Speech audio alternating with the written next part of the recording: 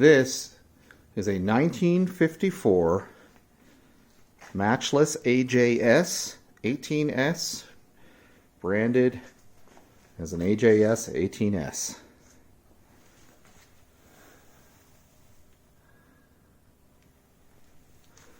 This bike is a single cylinder, push rod,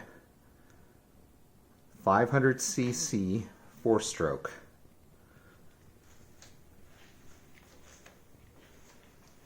It was one of the first motorcycles you could get that had rear suspension, hydraulic rear suspension, which they called jam pots at the time.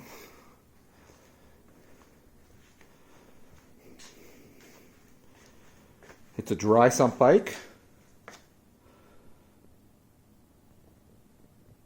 with a generator and a magneto. This magneto had the extra nice feature of an automatic timing adjust, which is under this cover right here. This is chain driven.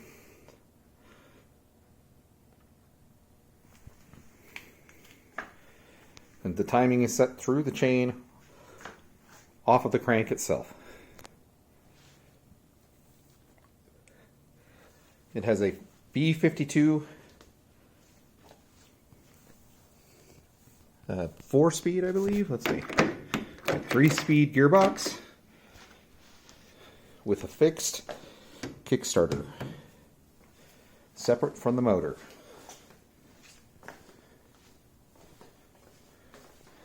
This is driven off of a primary drive chain off the crank, which then goes up to the clutch, which then drives the gearbox. In addition to that, there's a secondary chain that runs from the crank up to the generator to provide power for the battery and lighting and horn. No power is provided by the engine outside of what's generated on the magneto and the generator.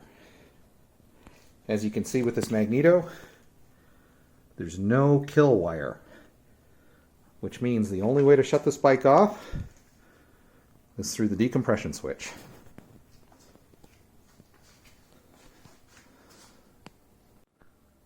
This bike had front single-sided braking system, drum brakes, of course, a large 6-volt headlight, and 2 running lights. In addition to that, like a lot of British bikes at the time and bikes of the era, it had an amp meter. For a speedometer, it has a Smith's chronometric speedometer. And the special thing about this speedometer is it works more like a clock than a traditional eddy current based speedometer that most people are familiar with today. I'll post a picture of this thing up here right now, how it works. It's got a large gas tank on it, petcocks on each side. There's 2 different levels of this gas tank built internally to accommodate reserve and running fuel. This engine used an AML monoblock carburetor, and this one actually works quite well. As you can see, like I said before, it's a push rod based engine. Oil to the top end is fed through, let's see if we can see this, an oil pipe directly off of the back of the oil pump, which is what you see right there. That then goes up the side of the frame, which allows it to cool, and then it works its way under the tank there and into the head, where it's then pushed out the rockers. This screw right here controls the amount of oil that gets to the top of the head.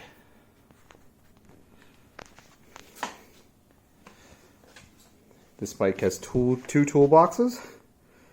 And of course, an inner tube pump, just in case you get a flat on the road. The speedometer drive is on the rear of the bike. So there's a speedometer cable that runs all the way under the bike, through the frame, and then all the way up to the speedometer there, rather than simply putting a speedometer cable down to the wheel. But, you know, the British did things the way they did things. This bike has a tail light, which was not uncommon. However, this is a tail light that also has a brake light in it, which was uncommon. As you can see, it's the original plastic, Lucas 525, made in England. This bike also came with what I later found was extremely rare. Right here, that switch, which gets pulled forward a little bit, and those wires are the brake light wires. This switch is special because very, very few of these Lucas metal can brake light switches were ever produced, because midway through the production year they switched to a Bakelite process, and the entire outer housing of this switch was converted to a Bakelite shell, which many didn't last very long, and they just kind of generally fell apart, as you'd expect. But this one has survived, probably because of the fact that it's made of metal.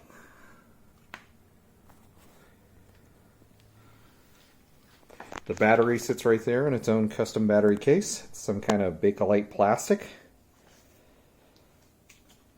As you can see, this seat, I think, was replaced sometime in the 1960s. But the story I've got with this bike was that it was raced here in Colorado for many years, through 54 all the way up to 64 for about 10 years. And then the bike was put away because of problems. When I got the bike, it was in pieces. It's since been put back together. All of the missing pieces have been replaced with reproduction or new old stock. I'd say most of it is new old stock, with the exception of a few bolts and a few washers here and there. Otherwise, everything is new old stock on this, to keep it as original as possible.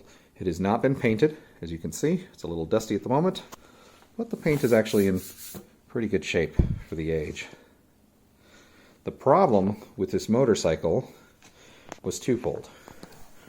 Under here are two timing lobes on timing gears. There's a cog that drives those two that sits right in the middle here.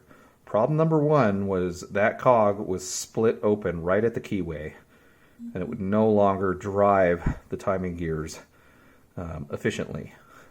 Basically resulted in the engine locking up. No damage was done to the engine, the crank, but the engine just couldn't be run like that. The second problem that I discovered is this oiler, which looks like a shuttle. I'll put a picture of the actual oil pump up on the screen now so you can see it. This oiler runs on a cam, or runs directly off of a worm drive off the crank, which sits in a phosphor bronze bushing. Well, the phosphor bronze bushing was replaced when I received the bike, and all of the tolerances are correct. However, unfortunately, the oiler, which is a steel rod that's been machined very specifically to shuttle back and forth, has created a bit of excess wear inside of the aluminum bore that it runs in to actually provide the oiling function and the scavenging function.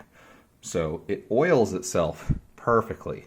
However, it never scavenges correctly, and as a result of that, this entire dry sump fills with oil, and it begins puking it out everywhere it can, which is why you see signs of burned oil everywhere and stuff. And the bike smokes like crazy and just generally does not run as well as it could. So what I need to do is fix that. And at some point, I will be recording some videos of me fixing it. There's a couple ways to fix it. There's a way that involves taking the motor all the way down, splitting the cases, doing a lot of machine work, and going forward from there. There's also a way of just adding an additional seal to the steel shuttle that runs in the bore, almost like piston rings, that will provide that same kind of sealing surface that I need to prevent oil from leaking back by and not scavenging correctly. So very likely I will take option number 2 at this point, as this bike is very rarely run because, again, it's an antique.